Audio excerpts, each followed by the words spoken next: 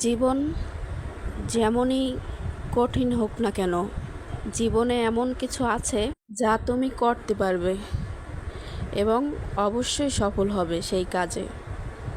আসসালামু আলাইকুম, আমি রাবেয়া আপনাদের সাথে ছোট্ট একটি ব্লগ নিয়ে আসছি, একেবারেই ছোট। যা রান্নাবান্না হলো আপনার হলো কলিজা, গিলা, মুরগির পা, গলা, মাথা এগুলো ভুনো করা হয়েছিল, তেলাপিয়া মাছ, শাপলা ভাজি, আর হলো আমার আবার একটু আমদুধ খেতে ইচ্ছে করছিল। দেখেন আম দিয়ে, দুধ দিয়ে, ভাত দিয়ে খেতে কেমন, কার কার পছন্দ সবাই একটু বলবেন প্লিজ। আমার কিন্তু ভীষণ ভালো লাগে খেতে। লটকে মাছ সেটা ভাজা ভাজা করা হয়েছিল, আমাদের বাসায় রান্না করে আমার মা। আলু ভর্তা করা হয়েছে, আলু ভর্তাটা অনেক মজার ছিল খেতে, খুব ভালো লাগছে সেদিন। আর পাতলা ডাল রান্না করা হয়েছিল, আপনার ডাল হয়ে আসছে আর ডাল বাগার দিতেছে, ডালের জন্য পেঁয়াজ আর কাঁচামরিচ, রসুন ভাজে নেওয়া হয়েছে, আস্ত জিরে দেওয়া হয়েছে।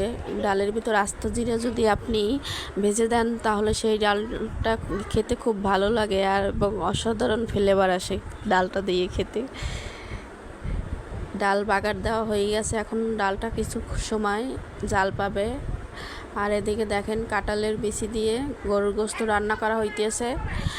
আর আপনার ইলিশ মাছ আনছিল, ওইগুলো রাইখে দেবে, পরে খাবো। বড়া পিঠা, কাঁঠাল দিয়ে বড়া পিঠা কার কার পছন্দ সবাই বলবেন। কাঁঠাল, নারিকেল, চালের গুঁড়ি দিয়ে বড়া পিঠা। আমার মা পিঠা খুব বানাইতে ভালো পারে আর অনেক মজার হয় পিঠা খেতে। কে কে খাবেন অবশ্যই বলবেন, কমেন্ট করে জানাবেন কার কার খেতে ভালো লাগে। পিঠাগুলো কিন্তু অনেক মজার ছিল খেতে।